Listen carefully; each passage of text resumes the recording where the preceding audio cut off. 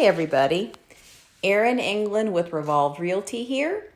I have been waiting and waiting to use this gorgeous dip powder from the ladies at Color Me Pink Custom Dips for a while, and I decided now might be the time for me to do an experiment with mixing polygel with dip powder. And since we are at the end of the summer, what better time to use a dip powder called Burning Sand? And one of the things I love about the Color Me Pink Custom Dips, they are so generous with the glitters that you have so much, volume. I thought, you know what, I'm going to remove some of the bigger glitter. So I used a small sifting net and I was able to get out the chunkier glitters and put them in a separate container to use.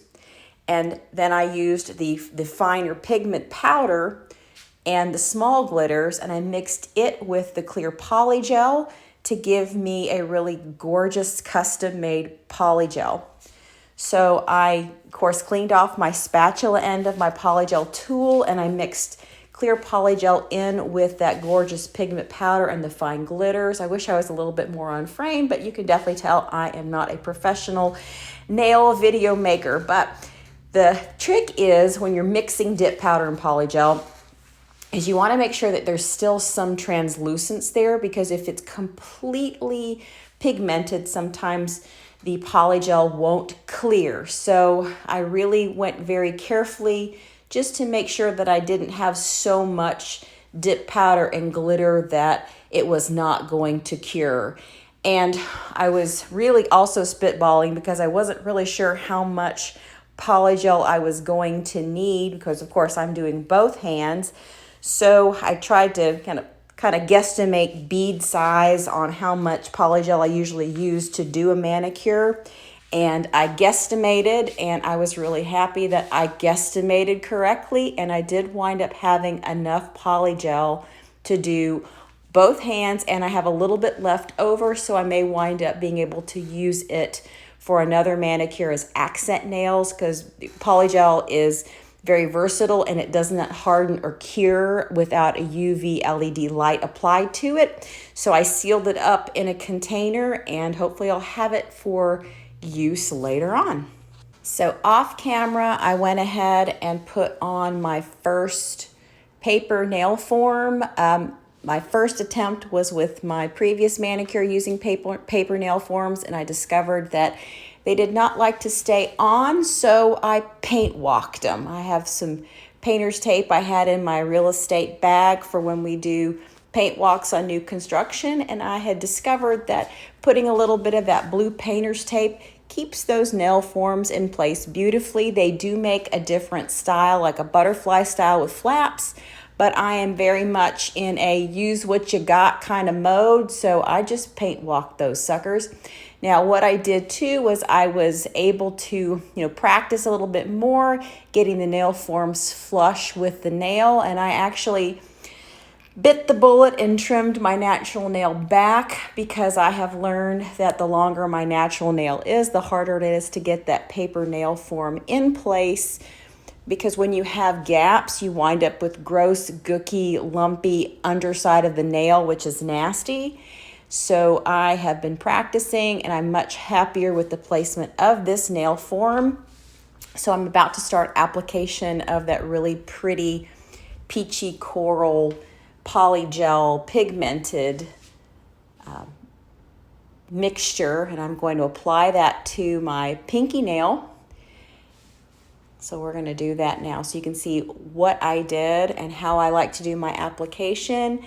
I've got my South Carolina shot glass as my slip solution damping dish. I took some of the polygel on the cleaned off spatula on the tool end of my polygel brush tool combo.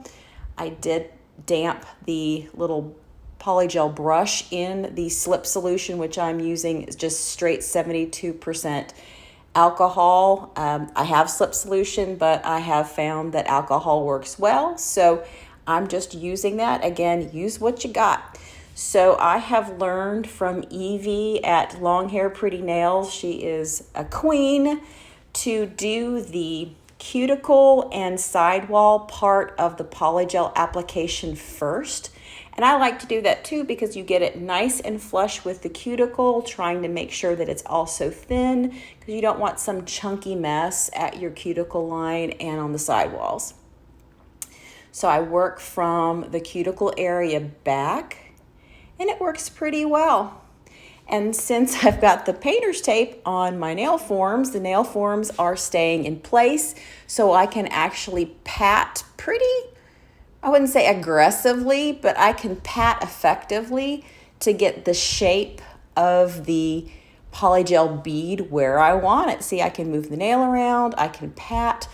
And one of the things that I really wanted to work on this time as well, since I've got the polygel down and I've got the paper form down, was getting the polygel a better shape before I ever cured it, number one, and number two, to get it thinner. My first mani with the paper forms was the glow-in-the-dark polygel, which I kind of hurt my feelings a little bit when I had to turn that, take it off because I had a little bit of lifting, but it's bittersweet because when it comes off, then I get to do a new manicure. And we all know I bore easily with my manicure, and that one actually had on more than 10 days, which is a long time for me.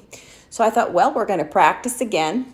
So I am taking my time. Part of it's because I'm OCD and a perfectionist, and really working on getting the shape down, getting the thickness down. Of course, it is important, though, to make sure that you get enough thickness in some of the areas that you know the nail is going to have pressure applied to it. There you go, little physics people. You know, where the nail meets the paper form, you've got to make sure you've got thickness there, so that's not going to be thin and snap off.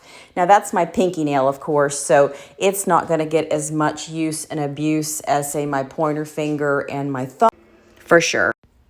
So for the sake of time and your sanity, I finished shaping that nail and I cured it off camera because I really wind up patting that one a long time, getting it perfect. And, you know, perfection is not typically easy to do in a short amount of time. So that first nail is done. So the ring finger, I decided I was going to do a clear encapsulation nail. So I started by applying the paper nail form to that nail, and then a thin bead of the clear polygel. Because that's just going to be a base layer, I'm not as concerned with the thickness being perfect with that one. It's more a question of getting a really nice thin layer that I can put the thicker, larger glitter pieces that I separated out of that really pretty dip powder. I'm going to embed those into that clear layer of polygel, and then I'm going to do another layer on top. So it's called clear encapsulation, and I've never done it before. So got my nail form on, of course my painter's tape on, and I do have to adjust it occasionally. It holds it pretty well, but again, I want the shape perfect. I don't want a gap between the natural nail and the built out nail, so I am checking and rechecking. But again, I can go kind of fast on the application of this one because it's not as important that I get the thickness perfect. It's just really a foundation layer for the glitter, and I'm going to come back with another layer of polygel, and that overlay polygel, that'll be the one where I'm really going to be extra careful with thickness, so the nail itself will be stable and can survive being a nail on my hand. I try to be careful with my nails and not use them as tools, but I'm a very hands-on person, and sometimes they get used and abused more than they should. So again, I just took my time, built out that nail, used as small amount of alcohol as I could for slip solution, because I have also learned through experience that if you use too much slip solution, you can wind up with a really soggy nail and you can cause some cloudiness there. And since I am doing a clear overlay and the whole idea is clear, I want to make sure I don't do anything to make that polygel cloudy.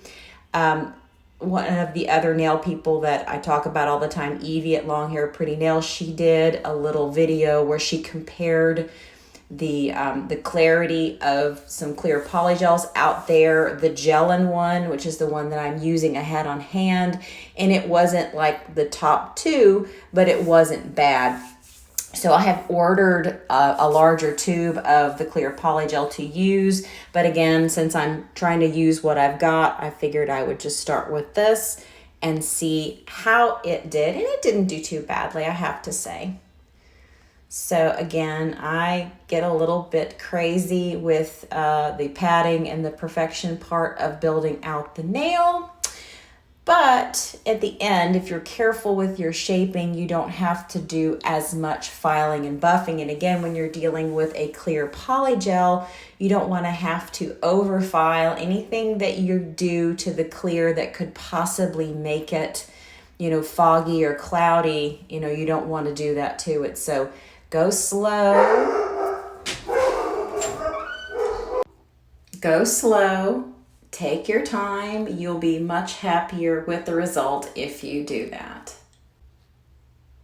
All right, so again, I'm just checking my thickness. Because again, these are probably going to be a thicker nail anyway, simply because you've got that thin layer. Then you're going to build the glitter on top of that and then do an overlay. So you don't want to start out with a super thick nail to start with, or you're going to have a hot mess. And again, you don't want to have too much filing that you have to do over that clear polygel, because you don't want to, mess up the clarity of it. So pat, pat, pat.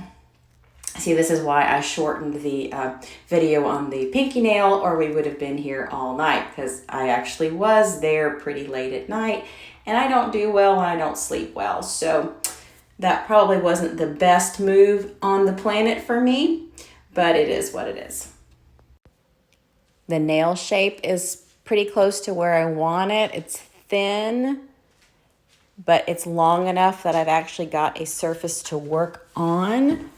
And of course, I'm trying to get it approximately the same length as the other one. I've got my Color Me Pink custom dips out, and I've got the little container where I separated the big glitters, and aren't they pretty? They're like really gorgeous fish scales or mermaid scales. They really do make me think of the beach. It's corals and golds and iridescent, just gorgeous. So I dipped my polygel brush into the container with the glitters, and I just gently placed them on top of the uncured polygel, just gently tapping them where I wanted them. I can tell you that, you don't want to put a bunch of slip solution or anything, because you don't want to do anything that might reduce the adherence of the glitters to that polygel. So go slowly and just tap. I wasn't trying to do a glitter ombre or anything of that nature. I just really wanted to get a pretty overall cover of the nail itself. So I just took my time and tried to carefully place the glitters to get a nice wide variety of the really pretty various colors of glitter. There's whites and golds and corals and turquoise and iridescent, just gorgeous. So once I got them where I wanted them, which took a hot minute because again, perfectionist, a little bit of OCD there. And polygel does allow you to play a while, so that can be good, and it can also be bad, because when you overthink things, sometimes you wind up spending longer on a design than you have to, which of course never happens to me because I'm not a chronic overthinker.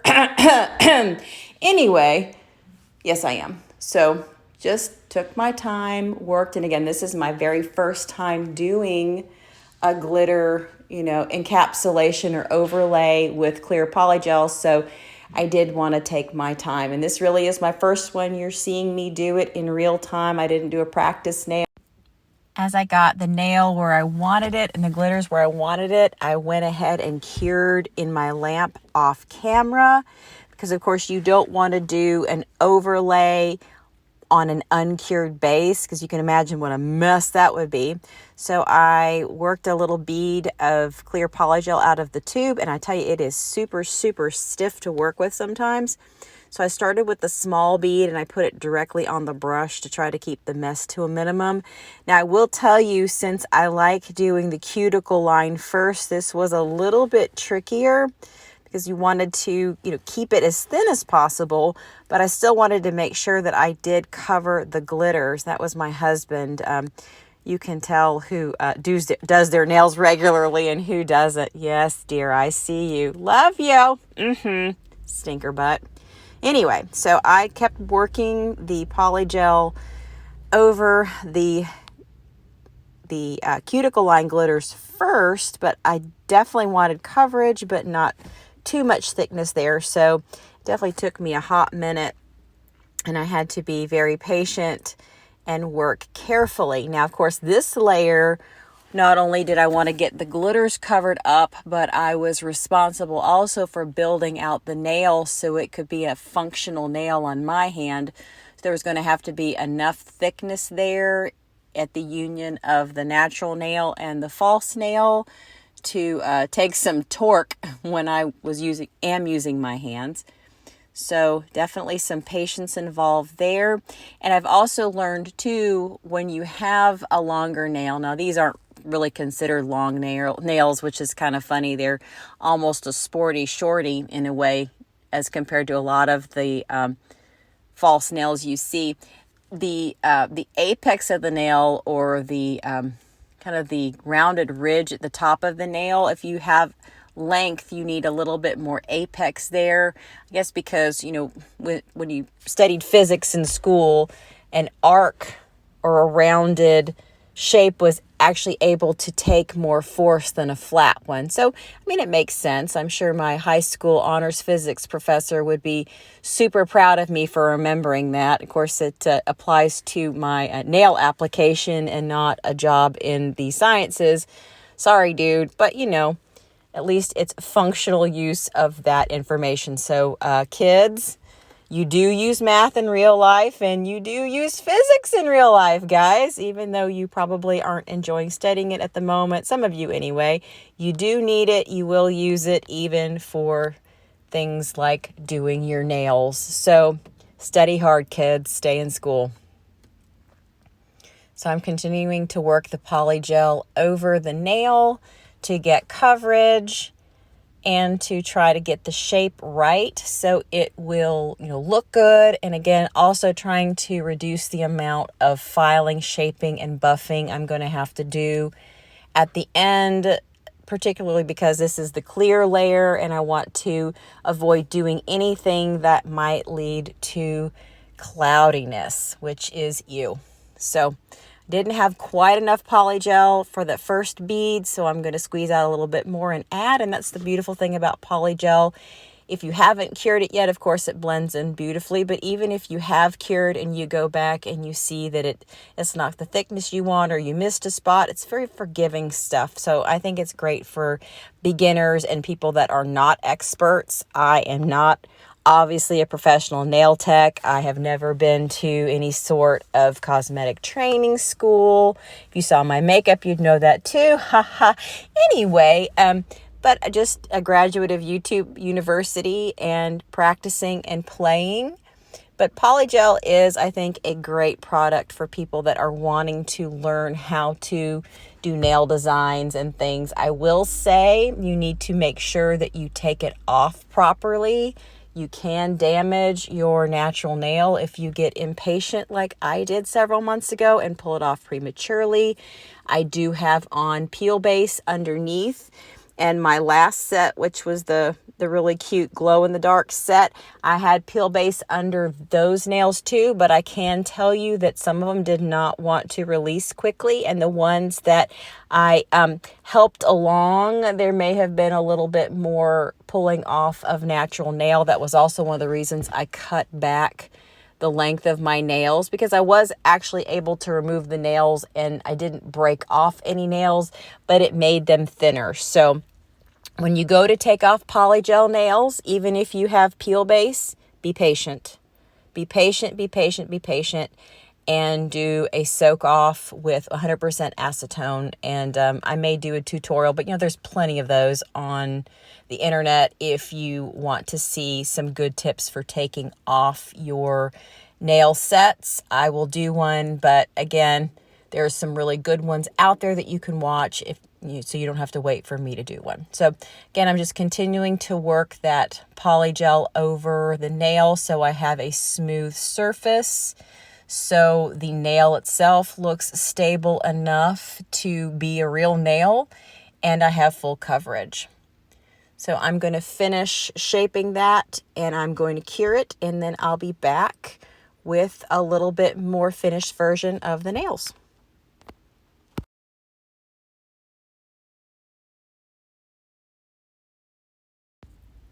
Got the nails on both hands and have cured them. This is post some initial shaping, filing, and buffing. I'm one of those, you're going to have to make me step away from the nail file. I can file forever. These do not have top coat on them, so you can see how pretty they turned out, though. I'm super pleased. Of course, the glitter underneath the encapsulation or the overlay, you can still see it. I'm hoping once I get the top coat on top of it, it'll be far more crisp and clear, and the translucency will show. Finished product, the finished look. We've got the really gorgeous Savaland high gloss top coat on. I love the way this set turned out. I do definitely agree that the clear polygel type that I used might not be 100% glassy, but I tell you what, I am very happy the way it turned out. I'm also happy with the thickness. The underside of the nails turned out well. They weren't super thick or gross, and I'm tickled. Hat tip, and thanks again to the ladies at Color Me Pink Custom Dips. If there's anything I can do to help you with your real estate needs, holler at your girl.